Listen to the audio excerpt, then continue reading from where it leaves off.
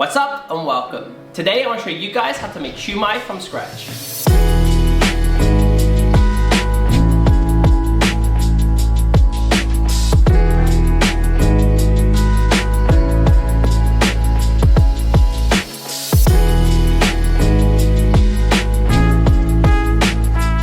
Siu mai, these have to be some of the more easier dumplings to make, and it's a good intro to making dim sum at home. During this recipe, we're going to make the siu mai from scratch, from the filling all the way to the wrappers. And we're going to make a pretty luxurious filling with shrimp, scallops and dried shiitake mushrooms. And with all that said, I've talked too much and let's make some dim sum.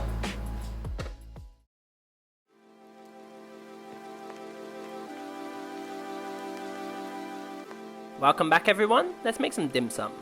First thing we need to do is make up the siu mai wrappers. These are pretty simple to make and let's get straight to it. First we need 150 ml of hot water. Add 2 grams of salt. And the next ingredient may be controversial, but we're going to use it anyway. To the water and salt add 1 teaspoon of yellow food coloring. This will give the wrappers that distinct restaurant siu mai yellow color. Now give this rather suspicious looking liquid a good mix. When ready, we can now move on to making up the dough. Take out a large mixing bowl and add 255 grams of all-purpose flour. Then to the flour we can slowly and gradually add the liquid. Whilst we add the liquid, constantly mix using a pair of chopsticks. And by doing this will help evenly hydrate the flour. And if we add the liquid in one go, we'll end up with clumps of flour within the dough. When all of the liquid has been incorporated, the dough should now look like this. Time to get messy. Knead by hand and begin to bring the dough together. And what we want to do now is form one cohesive ball of dough. This shouldn't take too long, around 5 minutes of kneading should do the trick. When ready, the dough should be cohesive but still a little bit rough.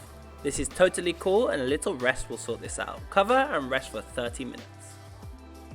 Fast forward half an hour and we want to give this dough another knead again. This time place the dough onto a worktop and knead for approximately 10 minutes. After the mini workout, gather the dough into a tight ball again. And by this point the dough should be much smoother, but we'll still need one more rest. Cover again, then rest for 1 more hour. Whilst we wait for the dough to rest, we can now move on to making the filling. To make the siu mai a little bit more luxurious, we're going to add some scallops. All we want to do with these is slice up into 1 cm size cubes. We want each siu mai to have some scallop and this size will be perfect. When ready, place to one side and we can now move on to some shrimp. And here we have 8 to 10 peeled and deveined tiger shrimp. Roughly chop until minced and then also keep these to one side for now. Now that the seafood is ready, we can move on to preparing a few aromatics and sauces for the filling. We can go ahead and mince 5 grams of ginger, mince 3 garlic cloves, finely chop 2 spring onions, and next we want to slice 8 dried shiitake mushrooms into a small dice. The shiitakes I'm using are dried that have been hydrated in warm water. Now that everything's prepared, we can make up this filling. In a large mixing bowl, we want to start by adding the diced shrimp first.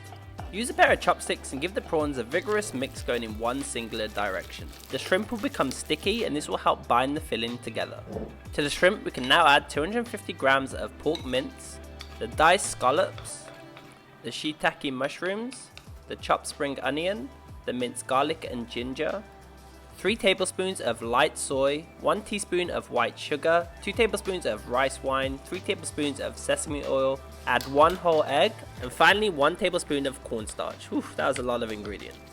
Give the filling a vigorous mix, and what we don't want is the filling to be too dry or too wet. When ready, season with salt and a pinch of white pepper.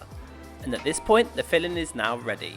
Cover tightly, then store this in the refrigerator for now. Then we'll come back to this when we build up the siu mai. Now it's time to check back in on the dough. After 1 hour of resting, we're now ready to get busy with this thing. Take out the dough and give a brief knead for a few minutes.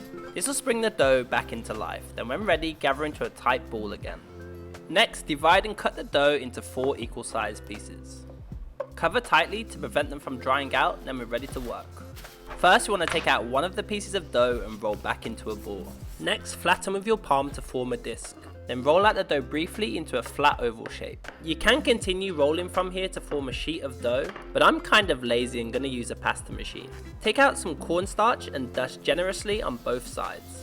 This dough can tend to stick quite often, therefore dust with cornstarch whenever needed. Now take the piece of dough and run through the largest setting on your pasta machine first. Again, you can use a rolling pin for the whole process, but I find a pasta machine way easier. After the first feed, fold the dough in half, and this is known as laminating. Pass the dough through the widest setting again, then we can work our way through the thickness settings. What we're looking for at the end of this rolling process is a super thin sheet of dough. I'm using an Atlas pasta machine, and on this it's around 7 or 8 on the thickness setting. And just for reference, you should just be able to see your hand through the sheet of dough. And when ready, it's pretty cool to see that the small piece at the start now looks like this. Now give both sides of the dough a good dusting of cornstarch, then we want to cut the dough using a ring mold. If you don't have one of these, then an empty coconut tin will do just fine.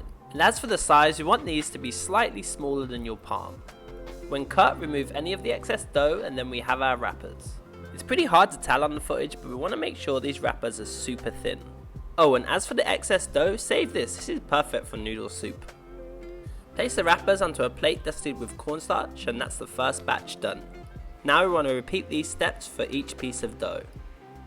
When ready, we should end up with quite a few wrappers, and it's now time to build some siu mai.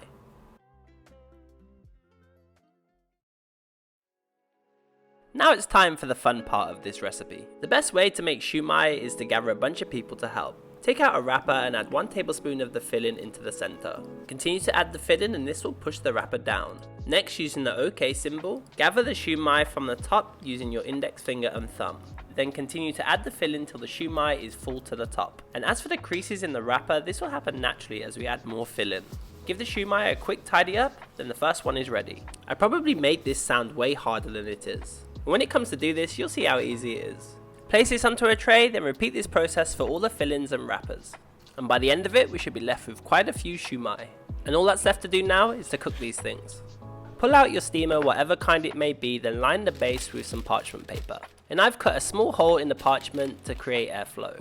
Next, load up the siu mai and leave a little space between each one. Place a lid tightly over the top, then we're ready to steam. Cook over a double boiler for 10 to 12 minutes. This may vary depending on the size of the siu mai. However, you can tell they're cooked when the wrapper has tightened up around the filling. Ever so carefully remove the bamboo steamer from the heat, then let the siu mai sit for a few minutes to tighten up even further. And all that's left to do is to serve. I'm going to serve the siu mai with a simple sauce that's made up of black rice vinegar, chili oil and light soy. This is optional, but I think I eat chili oil with pretty much everything. Now time to load up the plate with as many siu mai as you think you can handle.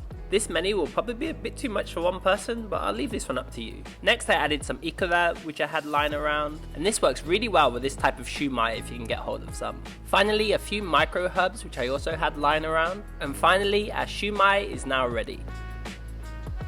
If you made it until this far, then thank you for watching. And I hope this video makes you guys want to go and make some dim sum. And if it does, then my objective is complete. And before you go, if you enjoyed this recipe, show some love by slapping that subscribe button. And if you have already, you guys are the best. I really appreciate your support. And until the next episode, have fun and peace as always.